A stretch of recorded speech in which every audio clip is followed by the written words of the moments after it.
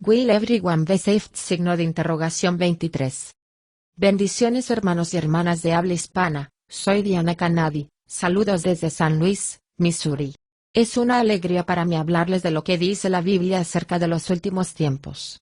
Espero que esta lección sea de inspiración y motivación para su vida, a fin de que usted como hijo de Dios, madure en su fe y sea de bendición en su casa, su iglesia y comunidad.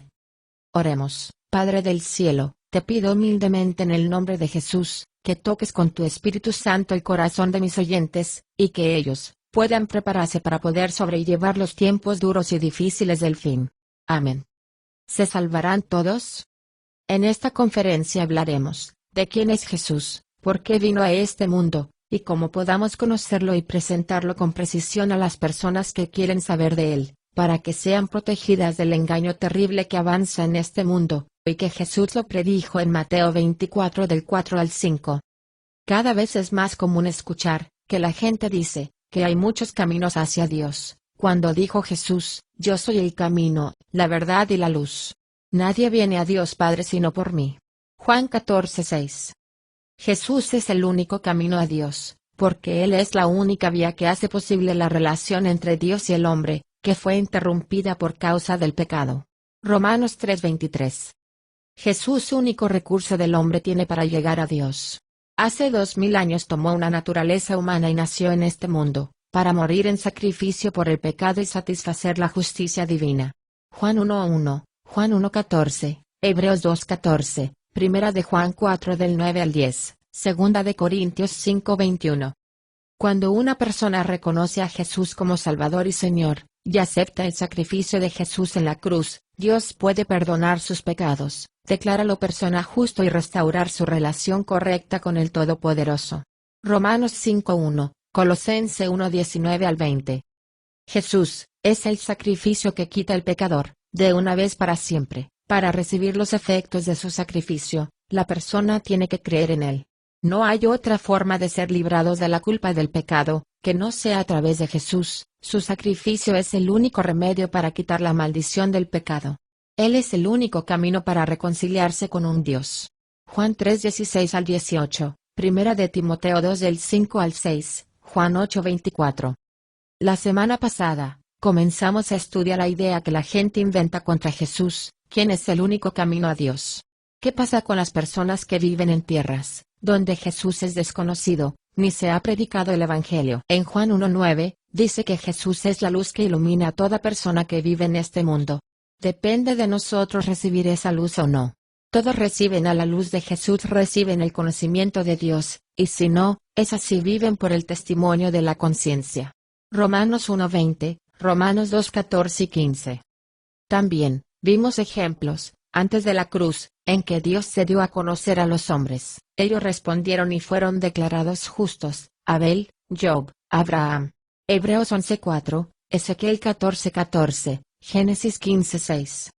El Señor les declaró justos, sobre la base del sacrificio de Jesús que aún estaba por venir, porque respondieron a la luz de Jesús en su generación. Romanos 3:25. Esta semana vamos a abordar el universalismo cristiano, una enseñanza cada vez más popular entre algunos cristianos profesantes. Creen que todo lo que la gente terminará del cielo, diciendo que nadie sufrirá las consecuencias eternas por sus pecados. Ellos creen que la Biblia apoya este punto de vista. Hay variaciones de estas ideas, pero el tema común es: Jesús murió por los pecados de todo ser humano, por lo tanto, todos serán salvos por medio de Jesús. Nadie estará separado para siempre de Dios en el infierno. Aquellos que no encuentran su camino hacia Dios en esta vida, lo encontrarán después de su muerte. Los universalistas argumentan que Dios es amor y quiere salvar a todos, y como es todopoderoso, puede encontrar la manera que sea imposible para la salvación. Los universalistas dicen que aquellos que no encontrarán con Jesús después de morir y tendrán una segunda oportunidad, aunque podrán castigo temporal, siempre serán reformados y restaurados. Los universalistas argumentan que, debido a la obra redentora de Cristo, todos serán salvos al final y todos terminarán en el cielo. Las personas deben responder a la gracia de Dios, se les dará un periodo de tiempo indefinido para arrepentirse y ser salvos. Sin embargo, la Biblia dice que arrepentirse es antes y no después. Porque de tal manera amó Dios al mundo que ha dado a su Hijo unigénito para que todo aquel que cree en Él no se pierda, sino que tenga vida eterna. Juan 3:16. Él desea que todos se salven.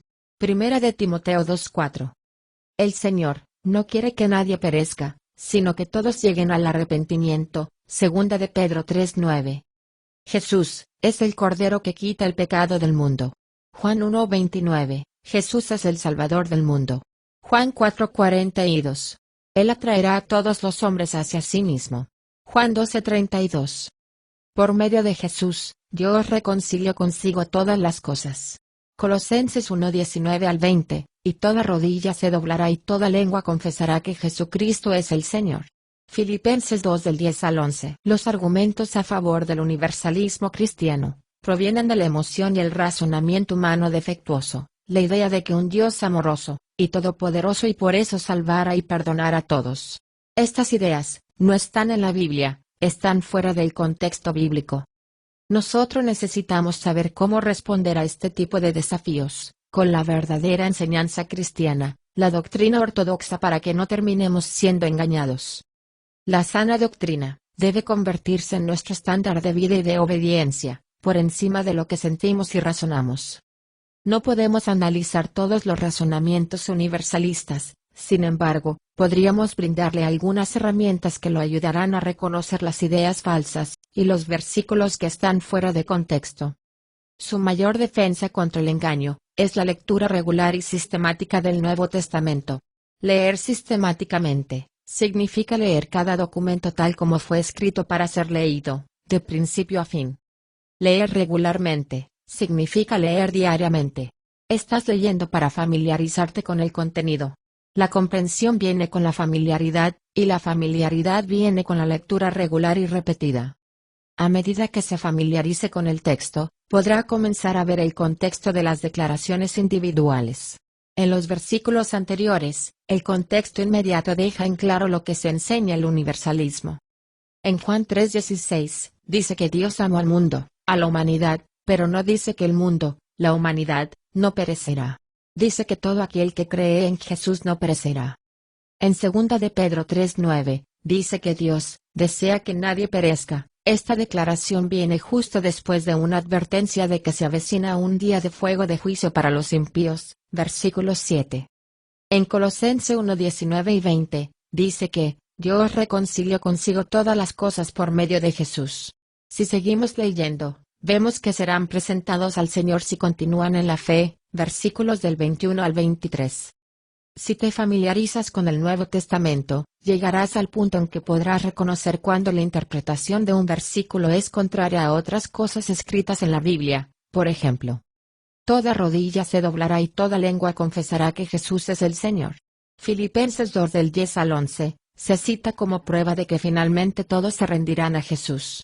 Doblar la rodilla no significa necesariamente sumisión voluntaria. Los espíritus inmundos vieron a Jesús y se postraron delante de él confesando, tú eres el Hijo de Dios, pero nunca se arrepintieron.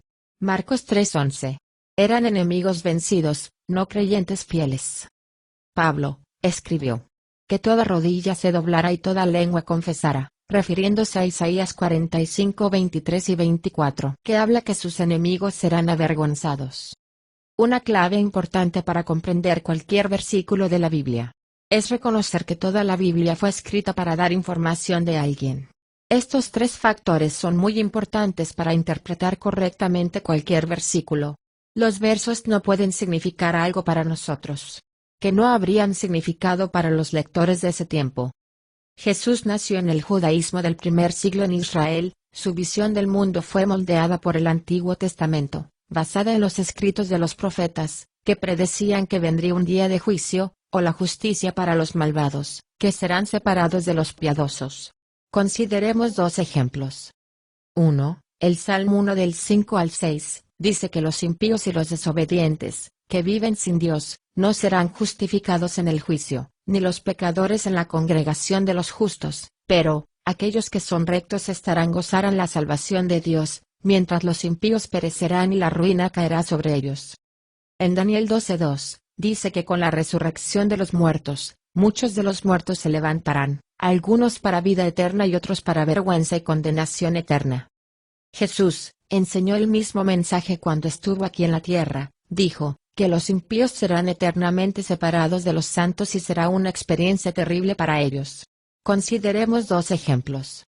En Mateo 13, 24, 30, 36 y 43, Jesús contó una parábola sobre el trigo y la cizaña para ilustrar que los hijos del maligno, el diablo, Satanás, serán separados de los hijos de Dios.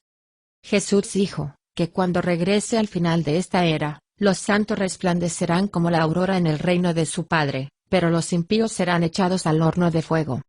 Se lamentarán y rechinarán los dientes, un modismo familiar que representa la ira, el odio, la desesperación, la desilusión y la agonía de espíritu. Job 16:9, Sal 3:36-12, Salmos 112:10, Mateo 8:12, Mateo 13:50. En Mateo 25 del 31 al 36, Jesús dijo que cuando regrese a este mundo, todas las naciones serán reunidas delante de él. Y serán separadas, como un pastor separadas las personas como se separan a las ovejas de los chivitos. Un grupo irá al reino de Dios, al cielo, mientras que el otro irá al castigo eterno, al infierno eterno. En Mateo 25 del 41 al 46, entonces el Rey, Jesús, se volverá hacia los de la izquierda y les dirá: fuera, malditos, al fuego eterno preparado para el diablo y sus demonios. E irán al castigo eterno, pero los justos entrarán en la vida eterna. Los primeros que escucharon a Jesús decir en estas declaraciones nunca les habían interpretado en el sentido de que Jesús es el destino futuro de los santos. Los universalistas dicen que las palabras eterno y sempiterno significan un periodo de tiempo indefinido. La palabra griega traducida eterno y sempiterno enfatiza la permanencia y la inmutabilidad. Jesús nunca hizo declaraciones que indicaran que las personas serían liberadas del castigo eterno. Los hombres que escribieron el Nuevo Testamento estaban familiarizados con el Antiguo Testamento, y fueron testigos presenciales de Jesús y asociados cercanos de los discípulos. Cada autor del Nuevo Testamento menciona el castigo futuro de diferentes maneras. Pero la mayor parte de la enseñanza sobre el infierno viene del mismo Jesús, amable, compasivo y amoroso. El 13% de sus palabras, en sus enseñanzas son registradas en los Evangelios. Él habla del infierno y el castigo futuro. Jesús habló de estar separado de Dios, fuego, oscuridad, gusanos que nunca mueren. Una nota rápida: la gente comete un error cuando lleva las diversas descripciones demasiado lejos, y trata de apuntar una imagen literal de cómo es el infierno. Las diversas descripciones del infierno tienen por objeto enfatizar su permanencia e infinitud, para obtener más información sobre el infierno. El infierno es un lugar de angustia espiritual y mental, como la pérdida y el arrepentimiento, es la completa ausencia de todo lo que es bueno, y la presencia de la maldad. El tormento del infierno sirve para darse cuenta de que estás perdido para siempre en tu propósito creado, hijo y relación con Dios, y no hay nada que puedes hacer al respecto. El propósito del infierno no es la restauración ni la reforma. El infierno es un lugar de justicia. Es un ejercicio de la justicia, de hacer lo correcto. La pena justa por la rebelión contra nuestro Creador es la muerte, no la muerte física, sino la separación eterna para el Dios Todopoderoso que es vida. 1. El apóstol Pablo escribió a los cristianos que estaban siendo perseguidos por su fe en Cristo. Les dijo que el Señor en su justicia castigará a los que os persigan. 2 Tes 1:2.6, NTV. 2. Luego Pablo describió el castigo venidero: cuando el Señor Jesús aparezca del cielo, vendrá con los ángeles de su poder en llama de fuego, trayendo juicios sobre los que no conocen a Dios, y sobre los que se niegan a obedecer la buena noticia de nuestro Señor Jesús. Serán castigados con destrucción eterna, separados para siempre del Señor y de su glorioso poder. 2 Tes 1:2.79, NTV. 3. Las palabras griegas traducidas juicio y castigado tienen la idea de ejecutar una sentencia y administrar justicia, hacer lo correcto.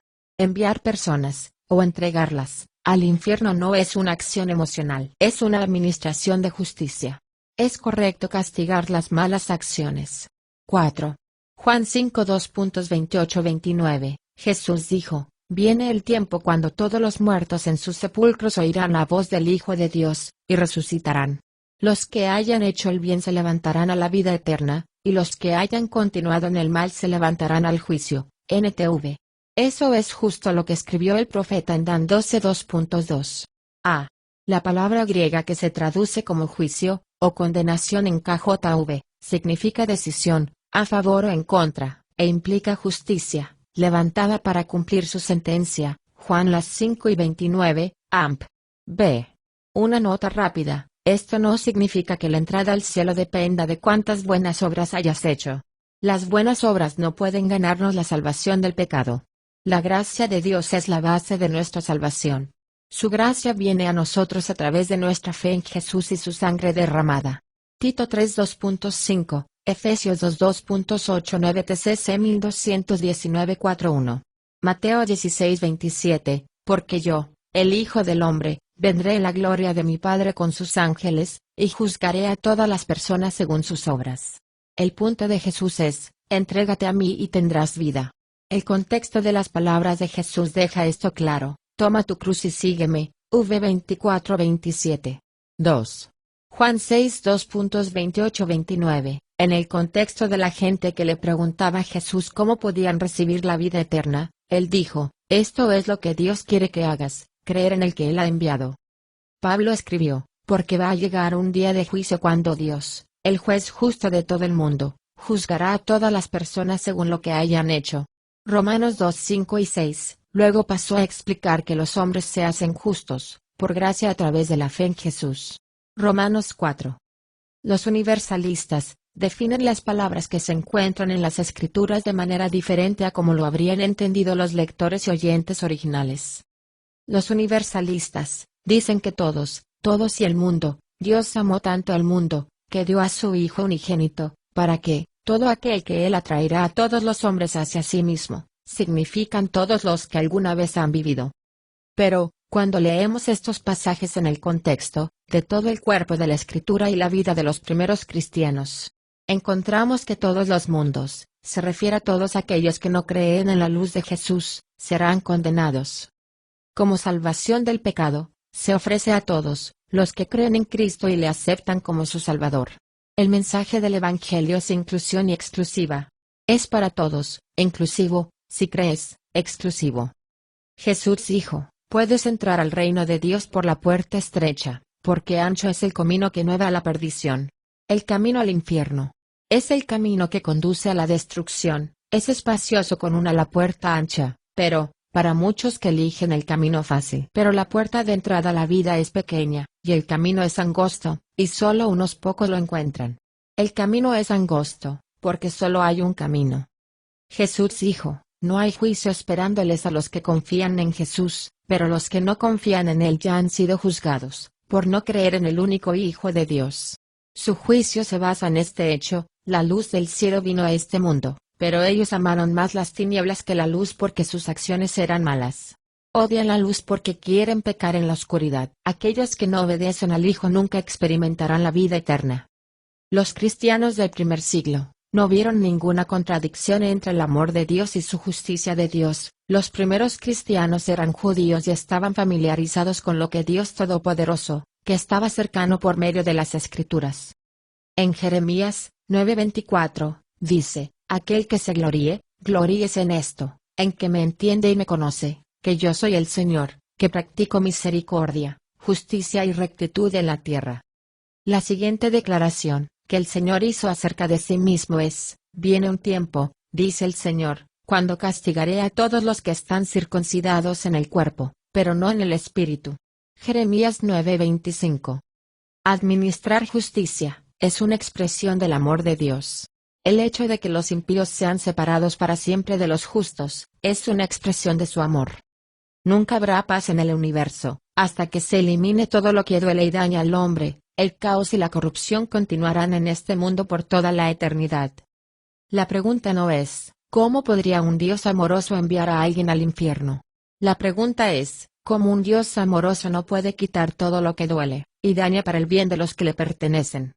La Biblia predice que, antes del regreso de Jesús, abundarán las falsas enseñanzas cristianas, Necesitamos saber cómo responder a estos desafíos para no ser engañados. Su mayor protección contra el engaño es la lectura regular y sistemática del Nuevo Testamento, una y otra vez, de cabo a rabo, hasta que se familiarice con ella. Puedes llegar al punto en el que puedas decir con confianza, no hay nada como lo que esta persona está enseñando en el Nuevo Testamento. Por lo tanto, rechazo lo que dicen otros. Más la próxima semana. Bendiciones. Diana.